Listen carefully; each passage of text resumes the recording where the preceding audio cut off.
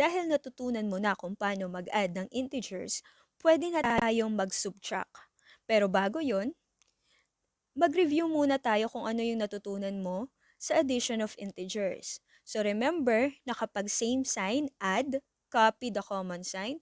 Kapag unlike signs, we subtract and use the sign of the given with greater absolute value. So for number 1, parehong positive yung given natin. So according to the rule, we add. So 18 plus 13 will be 31. Positive kasi yun yung common sign nila.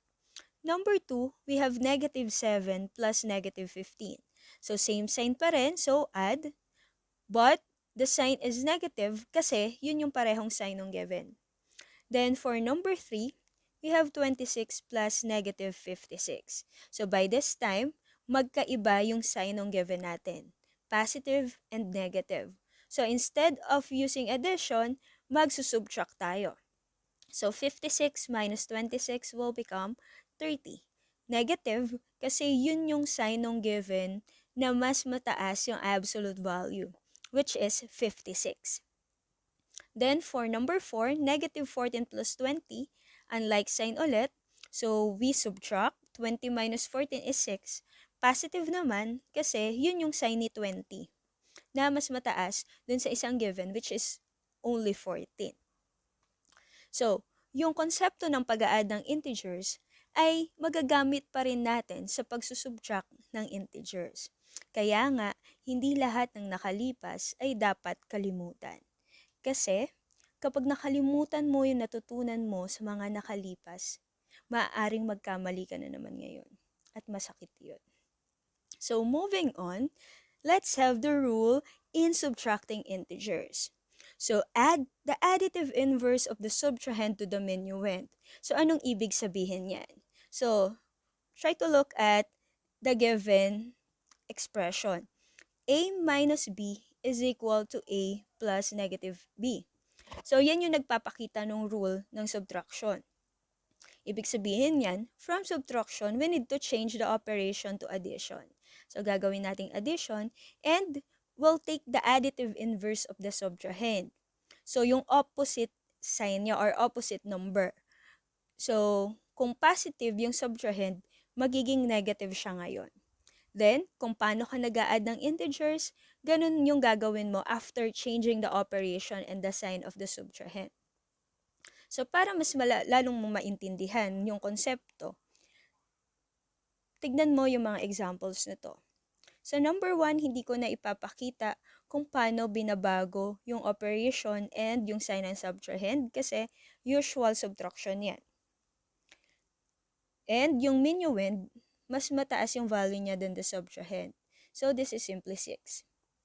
For number 2, yung value ng minuend o nung first given ay mas mababa than the subtrahend. So, applying the rule, copy the minuend, change the operation, so magiging addition, then yung 11, which is positive, gagawin nating negative.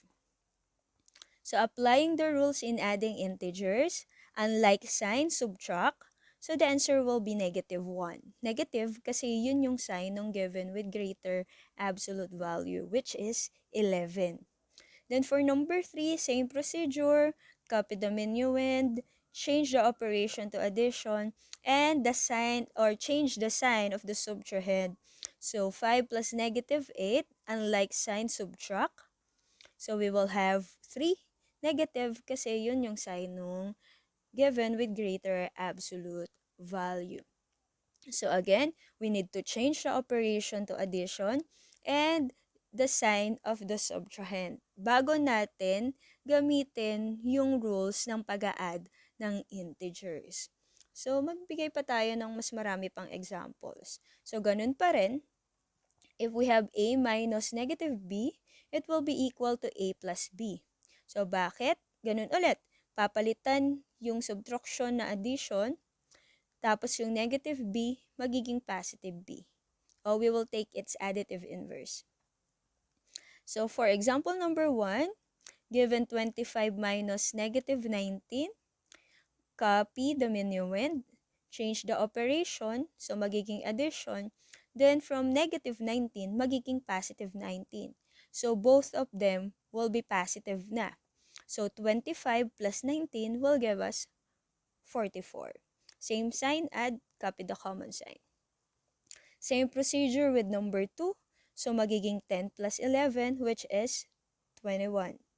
Then for number 3, ganun ulit. So magiging 5 plus 8. So the resulting value will be 13. Then next, we have negative a minus b will become negative a plus negative b. So same thing, magiging addition. From positive b, magiging negative b. So given these examples, number 1, negative 25 minus 19 will become negative 25. Change the operation, so magiging plus.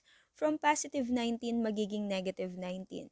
So same sign, add, copy the common sign. So the answer will become negative 44.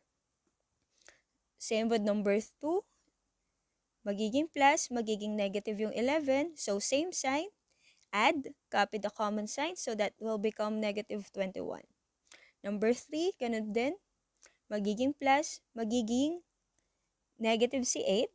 So same sign, add, copy the common sign, so the answer will be negative 13. Then let's have negative a minus negative b. It will become negative a plus b. So same thing, change the operation, so magiging plus.